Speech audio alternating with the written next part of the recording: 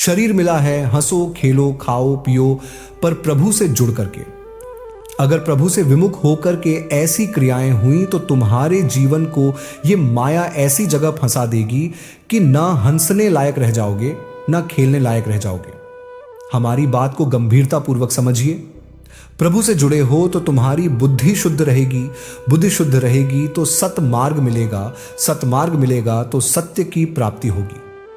बुद्धि अशुद्ध रहेगी, कुमती रहेगी तो ऐसे आचरण बनेंगे जिन्हें पाप आचरण कहते हैं, और वह हमारी दुर्गति करा देंगे। यह माया बहुत प्रचंड बलशाली नहीं है।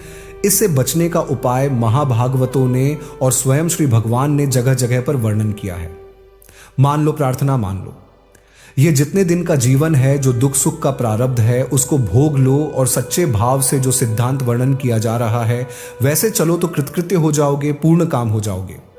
महामहिम परमानंद, प्रेमानंद, अखंडानंद, विज्ञानानंद जो चाहोगे, जिस रूप में चाहोगे, वह आपको प्राप्त हो जाएगा। देवर्षि नारद जी से प्रश्न हुआ, कस्तर माया, इस माया से कौन तरता है? तो देवर्षि नारद जी ने उत्तर दिया, यह संगा जति जो कुसंग का त्याग कर देता है, यो महानुभाव सेवत जो महापुरुषों का संग करता है। फिर निर्मम भवती जो ममता रहित हो गया है। प्रीति करो सबसे, भगवत भाव से करो। यह ममता बाधक है। ममता श्यामा श्याम के चरणों में और श्यामा श्याम की उपस्थिति मानकर जड़ चैतन्य सबसे प्रीति करो। कोई परेशानी नहीं, सब जीवन सप्रेम प्रीति पर रीत निभाओ। अपनी ममता युक्त होकर जब व्यवहार करते हैं तो फिर हर्ष और शोक के द्वंद्व को भोगना पड़ता है। पहले इन 3 सूत्रों का वर्णन किया, अब 4 सूत्र उसमें और जोड़ रहे हैं। जैसे पहला है, ये संगस तज कुसंग का त्याग करे। तो संग किसका करे? यो महानुभाव सेवत, इसकी व्याख्या हो चुकी। फिर कहते हैं निर्मम भवती, यदि माया से तरना चाहते हो तो ममता रहित होना। ये 3 सूत्र बताए, आगे 4 सूत्र और जोड़ रहे हैं। इसमें यो विविक्त स्थानम सेवत, यो लोकबंद मुन मूलती निस्त गुण भवती, और चौथा योग क्षेमम तज। 3 वो सूत्र और 4 ये सूत्र, वह निश्चित भगवत साक्षात्कार कर लेगा, निश्चित जीवन मुक्त हो जाएगा। अगला कह रहे हैं यो विविक्त स्थानम सेवत। विविक्त स्थान हम बाहर ढूंढते हैं, जहां कोई ना हो, शायद उसको विविक्त स्थान कहते हो। ऐसा मन में रहता है, परेशान नहीं है।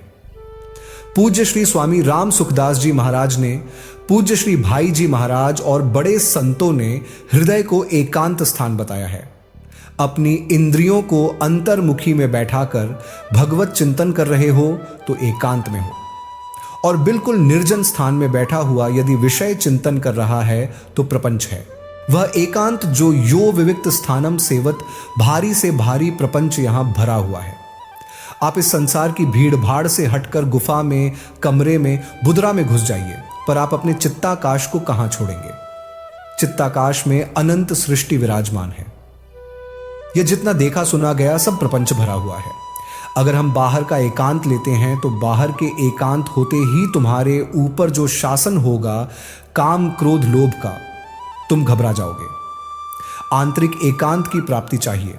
हम बाहर गुफा आदि में बैठकर या एकांत कमरे में बंद करके देखो, अपने को बहुत प्रपंच अंदर भरा हुआ है। उस प्रपंच से एकांत होना ही एकांत कहा गया है। हां, प्रारंभिक साधक को इस प्रपंच को खाली करने के लिए साधु संग की अत्यंत आवश्यकता है। वह साधु संग रूपी बाल में रहे, घेरे पर रहे। अगर साधु संग नहीं है, वह अकेला है, तो लड़ नहीं पाएगा, वह भ्रष्ट हो जाएगा, कहीं ना कहीं वह अपने मार्ग से गिर जाएगा। इसलिए मति कीर्ति गति भूति भलाई जब जही जतन जहां जही पाई, सो जानो सत्संग प्रभाव। शरीर मिला है, हंसो खेलो खाओ पियो, पर प्रभु से जुड़कर। अगर प्रभु से विमुख होकर ऐसी क्रियाएं हुई तो तुम्हारे जीवन को यह माया ऐसी जगह फंसा देगी कि ना हंसने लायक रह जाओगे, ना खेलने लायक रह जाओगे। हमारी बात को गंभीरता पूर्वक समझिए। प्रभु से जुड़े हो तो तुम्हारी बुद्धि शुद्ध रहेगी, बुद्धि शुद्ध रहेगी तो सतमार्ग मिलेगा, सतमार्ग मिलेगा तो सत्य की प्राप्ति होगी। बुद्धि अशुद्ध रहेगी, कुमती रहेगी, तो ऐसे आचरण बनेंगे जिन्हें पापाचारण कहते हैं, और वह हमारी दुर्गति करा देंगे।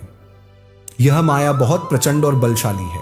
इससे बचने का उपाय महाभागवतों ने और स्वयं श्री भगवान ने जगह जगह पर वर्णन किया है। मान लो, प्रार्थना मान लो, यह जितने दिन का जीवन है जो दुख सुख का प्रारब्ध है उसको भोग लो और सच्चे भाव से जो सिद्धांत वर्णन किया जा रहा है वैसे चलो, तो कृतकृत्य हो जाओगे, पूर्ण काम हो जाओगे। महामहिम परमानंद प्रेमानंद अखंडानंद विज्ञानानंद जो चाहोगे, जिस रूप में चाहोगे वह आपको प्राप्त हो जाएगा।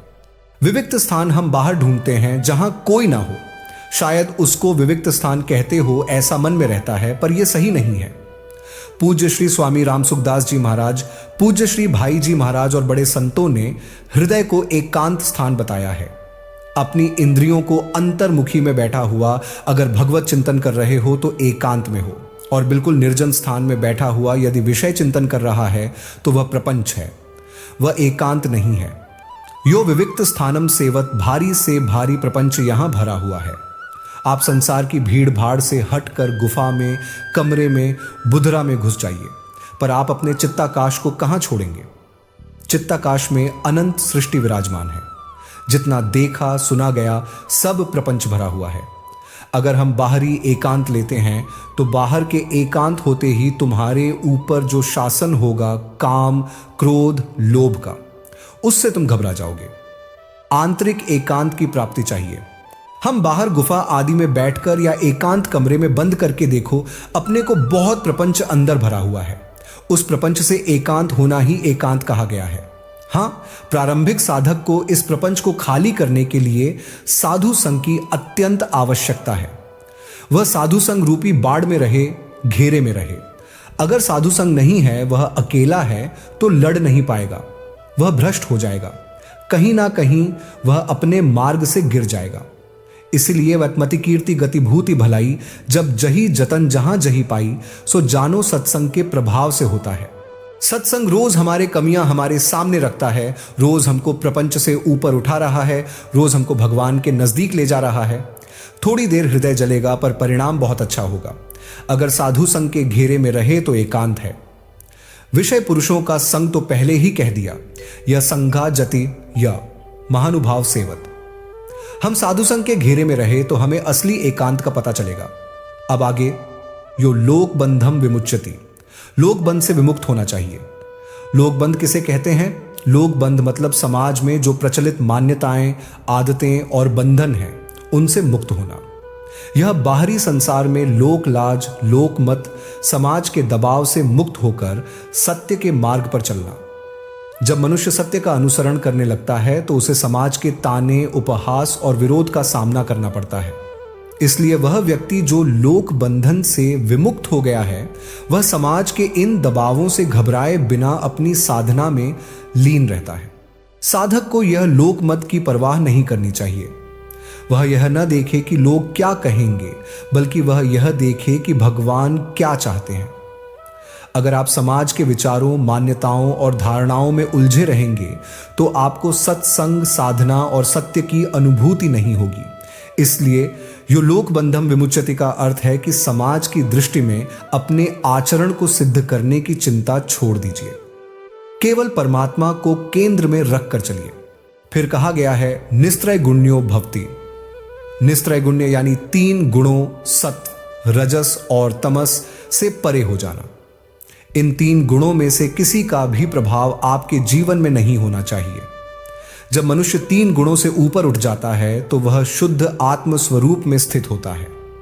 लेकिन साधक जब तक इन 3 गुणों से ग्रस्त रहता है तब तक वह माया के प्रभाव में रहता है। सत्व गुण से व्यक्ति अच्छा कार्य करता है, रजस से वह कर्मशील रहता है और तमस से आलस्य और अज्ञान में लिप्त हो जाता है।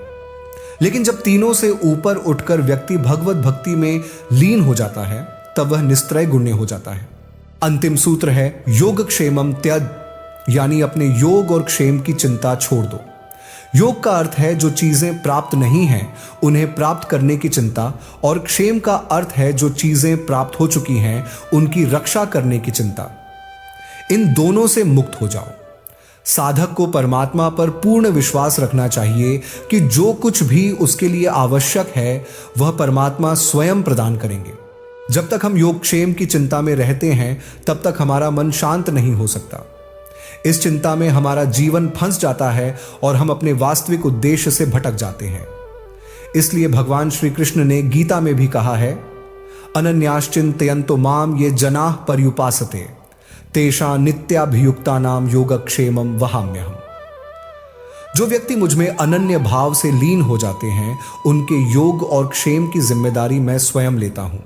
तो ये 7 सूत्र हुए: कुसंग का त्याग करना, महापुरुषों का संग करना, ममता का त्याग करना, विविक्त स्थान का सेवन करना, लोक बंध से मुक्त होना, 3 गुणों से परे हो जाना और योग क्षेम की चिंता छोड़ देना। इन 7 सूत्रों का जो पालन करेगा वह निश्चित रूप से भगवत प्राप्ति करेगा और जीवन के अंतिम लक्ष्य को पालेगा। देवर्षि नारद जी ने इन 7 सूत्रों में साधक के लिए जीवन का मार्गदर्शन दिया है।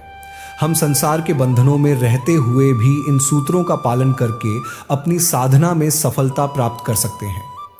यह माया बहुत बलशाली है, पर जो इन 7 सूत्रों का अनुसरण करेगा वह माया के बंधनों से मुक्त होकर भगवान के श्री चरणों में स्थान पाएगा।